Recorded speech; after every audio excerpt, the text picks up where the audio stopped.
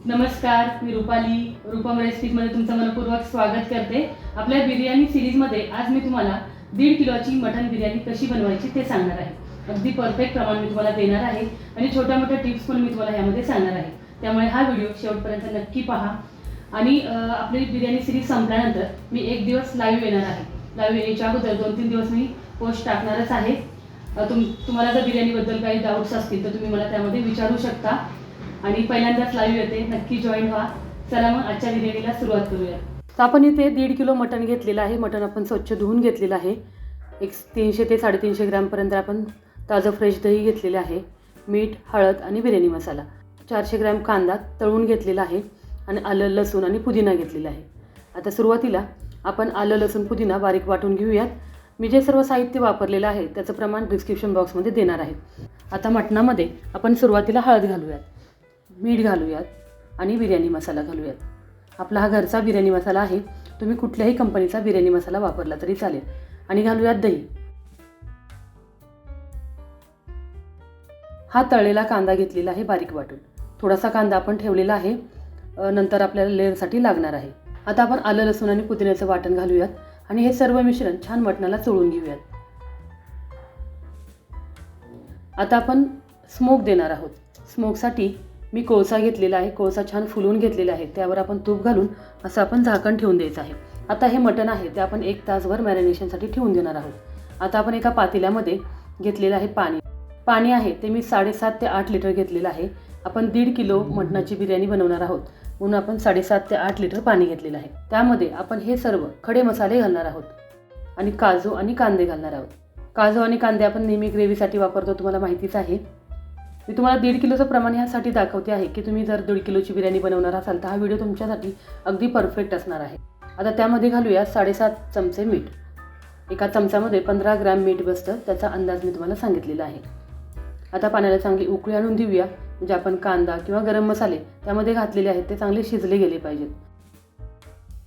अशा पद्धतीने पाण्याला चांगली उकळी आलेली आहे। आता हे सर्व जे साहित्य घातलेलं आहे ते काढून घेऊयात। मला विचारतात की कांद्यामुळे तांदळाला वास येतो का? आपण कच्चा कांदा घालतो त्यामुळे तांदळाला वास येतो का? तर अजिबात वास येत नाही, कारण आपण जे गरम मसाले वगैरे घातलेले असतात त्याचा फ्लेवर पूर्ण पाण्यामध्ये लागलेला असतो, त्यामुळे कांद्याचा वास कधीच तांदळाला लागत नाही। आता चिरलेला पुदिना घालूयात आणि साजूक तूप घालूयात आणि हे घेतलेलं आहे मी 1.5 किलो बासमती तांदूळ।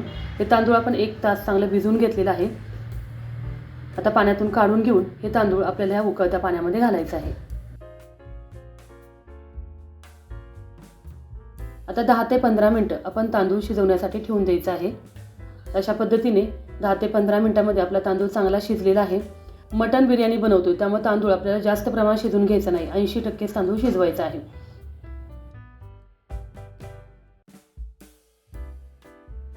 आता त्याच पातेल्यामध्ये आपण तेल घालणार आहोत।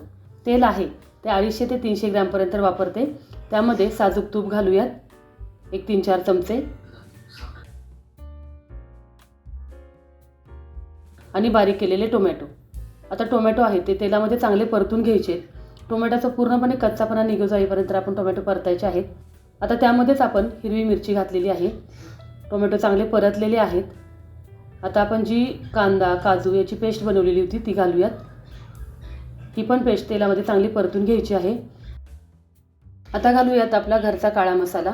तुमच्याकडे जर हा मसाला नसेल तर तुम्ही मिरची पावडर वापरू शकता।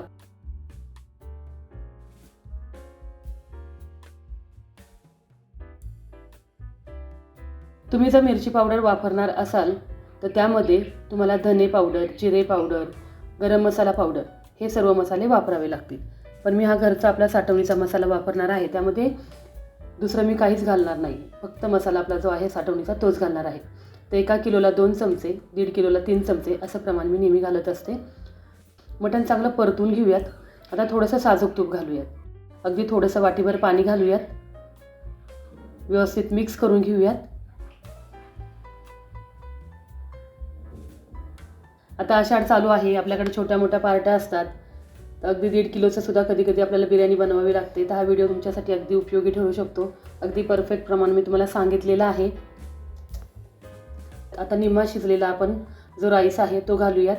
त्यावर आपण नेहमीप्रमाणे थोडासा बिर्याणी मसाला, तळलेला कांदा, बारीक चिरलेला पुदिना, थोडंसं साजूक तूप आणि राहिलेला परत आपण राईस त्याच्यावरती घालून घ्यायचा आहे. तो राईस व्यवस्थित करून त्यावर पण आपण चिरलेला पुदिना, बिर्याणी मसाला हे सर्व घातलेलं आहे.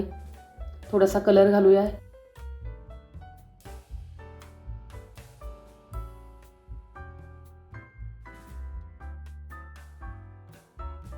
कणिक लावलेली आहे मी आणि अशा पद्धतीने झाकण पॅक करून घेतलेलं आहे. मटण बिर्याणी आहे.